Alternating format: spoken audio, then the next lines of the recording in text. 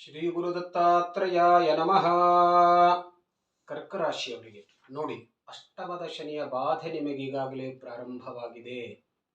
ಅಂದರೆ ಆರೋಗ್ಯದಲ್ಲಿ ಏರುಪೇರು, ಆರೋಗ್ಯಕ್ಕೆ ಸಂಬಂಧಪಟ್ಟಂತಹ ಸಮಸ್ಯೆ ಈಗಾಗಲೇ ಒಂದು ವರ್ಷವಾಯಿತು. ಅದು ಈಗಾಗಲೇ ಪ್ರಾರಂಭ ಆಗಿದೆ. ಅದು ಇನ್ನೂ ಇಷ್ಟು ಬೇಗ ಪರಿಹಾರವಾಗುವ ಲಕ್ಷಣ ಇರೋದಿಲ್ಲ. ಹಾಗಾಗಿ ಏಪ್ರಿಲ್ ತಿಂಗಳಲ್ಲಿ ಕರ್ಕ ರಾಶಿಯವರಿಗೆ ಯಾವ ರೀತಿಯ ಫಲ, ಯಾವ ಗ್ರಹದಿಂದ ತೊಂದರೆ ಮತ್ತು ಯಾವ ಗ್ರಹ ನಿಮಗೆ ಅನುಕೂಲಕರವಾಗಿದೆ ಅಂತ ಅನ್ನೋದನ್ನು ತಿಳ್ಕೊಳ್ಬೇಕು ಅಂತಂದ್ರೆ ನೋಡಿ, ಈ ಬುಧ, ಗುರು, ಶುಕ್ರ ಮತ್ತು ರವಿ ಈ 4 ಗ್ರಹಗಳು ಈ ಏಪ್ರಿಲ್ ತಿಂಗಳಲ್ಲಿ ಕರ್ಕ ರಾಶಿಯವರಿಗೆ ಅನುಕೂಲಕರವಾಗಿರುತ್ತೆ. ಅಂದ್ರೆ ಒಳ್ಳೆ ಫಲವನ್ನ ಕೊಡುತ್ತೆ. ಅದರ ಜೊತೆಗೆ ಶನಿ ಮತ್ತು ರಾಹು, ಕುಜ ಈ 3 ಒಂದು ಸ್ವಲ್ಪ ಅಶುಭ ಫಲವನ್ನ ನೀಡುತ್ತೆ, ಕೆಟ್ಟ ಫಲವನ್ನ ಕೊಡುತ್ತೆ. ಸೊ ನಾನು ಆಗಲೇ ಹೇಳಿದೆ, ಅಷ್ಟಮದ ಶನಿಯ ಪ್ರಭಾವ ನಿಮ್ಮ ಮೇಲೆ ನಡೀತಾ ಇದೆ. ಅದರ ಜೊತೆಗೆ ದಶಮದ ಗುರು ಸ್ವಲ್ಪ ಪರವಾಗಿಲ್ಲ. ಇನ್ನೂ ಒಂದು ಸ್ವಲ್ಪ ದಿವಸ ಕರ್ಕ ರಾಶಿಯವರು ವೇಟ್ ಮಾಡಿದ್ರೆ 11ನೇ ಗುರು ಮೇ 1ನೇ ತಾರೀಕಿನಿಂದ ಪ್ರಾರಂಭ ಆದಾಗ ಸ್ವಲ್ಪ ಶನಿಯ ಪ್ರಭಾವವೂ ಕಡಿಮೆ ಆಗುತ್ತೆ. ಮತ್ತು ಏಕಾದಶ ಗುರು ಬಹಳ ಒಳ್ಳೆಯ ಗುರು, ನಿಮಗೆ ಒಂದು ಒಳ್ಳೆಯ ಫಲವನ್ನ ಕೊಡಲಿಕ್ಕೆ ಶುರು ಮಾಡ್ತಾನೆ. ನಿಮ್ಮ ಎಲ್ಲ ರೀತಿಯ ಕೆಲಸ ಕಾರ್ಯಗಳಲ್ಲಿ ಪ್ರಗತಿಯಾಗುತ್ತೆ. ಉದ್ಯೋಗ ವ್ಯವಸಾಯಗಳಲ್ಲಿ ಅನುಕೂಲಕರವಾಗಿರುತ್ತೆ. ಸದ್ಯಕ್ಕಂತೂ ಏಪ್ರಿಲ್ ತಿಂಗಳಲ್ಲಿ ನೋಡಿ, ವಿಶೇಷವಾಗಿ ಆರೋಗ್ಯಕ್ಕೆ ಸಂಬಂಧಪಟ್ಟಂತಹ ಎಚ್ಚರಿಕೆಯನ್ನು ಖಂಡಿತವಾಗಿಯೂ ವಹಿಸಿ. ಶಾರೀರಿಕವಾಗಿ ಮತ್ತು ಮಾನಸಿಕವಾಗಿ ಸಾಕಷ್ಟು ತೊಂದರೆಯಾಗುವ ಸಾಧ್ಯತೆ ಇರುತ್ತೆ. ತುಂಬ ಎಚ್ಚರಿಕೆಯಿಂದ ಇರಿ. ಖಂಡಿತವಾಗಿಯೂ ವೈದ್ಯರನ್ನು ಸಂಪರ್ಕಿಸಿ ಔಷಧೋಪಚಾರಗಳನ್ನು ಮರೆಯದೆ ತೆಗೆದುಕೊಳ್ಳಿ. ಹಣಕಾಸು ಪರಿಸ್ಥಿತಿಯೂ ಕೂಡ ವಿಶೇಷವಾಗಿ ನಿಮಗೇನೋ ಲಾಭದಾಯಕವಾಗಿಲ್ಲ. ಈಗಾಗಲೇ ನೀವು ನೋಡ್ತಾ ಇದ್ದೀರಾ, ನಿಮ್ಮ ಯಾವುದೇ ಕೆಲಸದಲ್ಲೂ ಕೂಡ ಹಣದ ಅಭಾವ ನಿಮಗೆ ಕಾಣ್ತಾ ಇದೆ. ಸೊ ಅದು ಇನ್ನೂ ಒಂದು ಸ್ವಲ್ಪ ದಿವಸ ಮುಂದುವರಿಯುತ್ತೆ. ಅದರಂತೆ ಇನ್ನು ನಿಮ್ಮ ಉದ್ಯೋಗದಲ್ಲಿ ಬದಲಾವಣೆ ಅಥವಾ ಪ್ರಮೋಷನ್ಗೆ ವಿಚಾರವನ್ನು ಮಾಡಿದ್ದಾದರೆ ಇನ್ನೂ ಒಂದು ಸ್ವಲ್ಪ ದಿವಸ ನೀವು ವೇಟ್ ಮಾಡೋದು ಒಳ್ಳೆಯದು.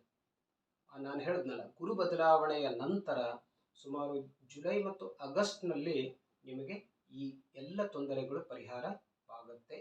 ಇನ್ನು ಕುಟುಂಬ ಸಂಬಂಧಪಟ್ಟಂತೆ ಅಥವಾ ದಾಂಪತ್ಯ ಜೀವನಕ್ಕೆ ಸಂಬಂಧಪಟ್ಟಂತೆ ಯಾವುದೇ ರೀತಿಯ ತೊಂದರೆ ನಿಮಗೆ ಇಲ್ಲ, ಖಂಡಿತವಾಗಿಯೂ ಇಲ್ಲ.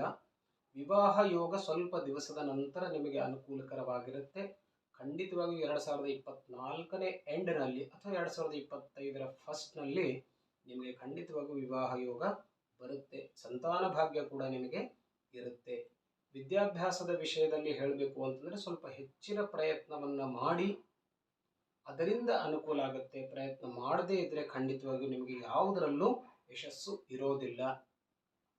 ನಾನು ಆಗಲೇ ಹೇಳಿದೆ, ಗುರು ಬದಲಾವಣೆಗೆ ಸ್ವಲ್ಪ ವೇಟ್ ಮಾಡಿ ಅಂತ ಹೇಳ್ಬಿಟ್ಟು. ಅದಕ್ಕಾಗಿ ಒಂದು ವೇಳೆ ಸದ್ಯಕ್ಕೆ ಯಾವುದಾದ್ರೂ ಆಸ್ತಿ ಪಾಸ್ತಿ ಖರೀದಿ ಮಾಡಬೇಕೋ ಅಥವಾ ರಿಜಿಸ್ಟ್ರೇಷನ್ ಮಾಡ್ಕೊಳ್ಬೇಕು ಅಂದ್ಕೊಳ್ತಾ ಇದ್ದೀರೋ ಅಥವಾ ವಾಹನ ಖರೀದಿ ಮಾಡಬೇಕು ಅಂತ ಅಂದ್ಕೊಳ್ತಾ ಇದ್ದೀರೋ, ಸ್ವಲ್ಪ ವೇಟ್ ಮಾಡಿ. ಮೇ ತಿಂಗಳವರೆಗೆ ವೇಟ್ ಮಾಡಿ. ಮೇ ತಿಂಗಳಲ್ಲಿ ಸ್ವಲ್ಪ ಗುರು ಅಸ್ತಕ್ಕಿಂತಲೂ ಮುಂಚೆ ಆ ಎಲ್ಲ ಕೆಲಸವನ್ನ ಮಾಡಿಕೊಳ್ಳಿ. ಅದರಿಂದ ಖಂಡಿತವಾಗಿಯೂ ಆಗತ್ತೆ. 2025ರಲ್ಲಿ ನಿಮಗೆ ಒಂದು ಒಳ್ಳೆಯ ವಿದೇಶ ಯೋಗದ ಸಾಧ್ಯತೆ ಇರುತ್ತೆ. ವ್ಯಾಪಾರದಲ್ಲೂ ಕೂಡ ಸ್ವಲ್ಪ ಏರಿಳಿತವನ್ನ ಕಾಣ್ತೀರಾ ಈ ಸಂದರ್ಭದಲ್ಲಿ. ಆದರೂ ಕೂಡ ಪರವಾಗಿಲ್ಲ, ನಿಮಗೆ ಯಾವುದೇ ರೀತಿಯ ಅಷ್ಟೊಂದು ತೊಂದರೆ ಆಗುವ ಸಾಧ್ಯತೆ ಇರೋದಿಲ್ಲ. ಅದರ ಜೊತೆಗೆ ಶತ್ರುಗಳ ಮೇಲೆ ನಿಮಗೆ ಜಯ ಸಾಧ್ಯತೆ ಇರುತ್ತೆ. ಜಯವನ್ನು ಖಂಡಿತವಾಗಿಯೂ ಕಾಣ್ತೀರಾ. ಅಥವಾ ಯಾವುದಾದ್ರೂ ಕೋರ್ಟ್ ಮುಂತಾದ ಕೇಸ್ಗಳಲ್ಲಿ ಏನಾದರೂ ಕೇಸ್ ನಡೀತಾ ಇತ್ತು ಅಂತಂದರೆ ಅಲ್ಲೂ ಕೂಡ ನಿಮಗೆ ಅನುಕೂಲಕರವಾದಂಥ ತೀರ್ಮಾನ ನಿಮಗೆ ಬರುತ್ತೆ. ಹಾಗಾಗಿ ಈ ಒಂದು ಏಪ್ರಿಲ್ ತಿಂಗಳಲ್ಲಿ ವಿಶೇಷವಾಗಿ ಕರ್ಕ ರಾಶಿಯವರೆಗೂ ಶನಿಯ ಸ್ತೋತ್ರಾದಿಗಳನ್ನು ಹೇಳುವುದರಿಂದ ವಿಶೇಷವಾಗಿ ನಿಮ್ಮ ಮನಸ್ಸನ್ನು ಸ್ಥಿರವಾಗಿ ಇಟ್ಕೊಳ್ಳಿಕ್ಕೆ ಸಾಧ್ಯತೆ ಇರುತ್ತೆ. ಆರೋಗ್ಯದ ಸಮಸ್ಯೆಯಿಂದ ನೀವು ಪಾರಾಗಲಿಕ್ಕೆ ಸಾಧ್ಯತೆ ಇರುತ್ತೆ. ಅದರ ಜೊತೆಗೆ ರುದ್ರನ ಆರಾಧನೆಯನ್ನ ಮಾಡಿಕೊಳ್ಳಿ, ರುದ್ರಾಭಿಷೇಕವನ್ನ ಮಾಡಿಕೊಳ್ಳಿ. ಇದೆಲ್ಲವನ್ನ ಮಾಡುವುದರಿಂದ ನೀವು ಎಲ್ಲ ಸಂಕಷ್ಟಗಳಿಂದ ಪಾರಾಗಲಿಕ್ಕೆ ಸಾಧ್ಯತೆ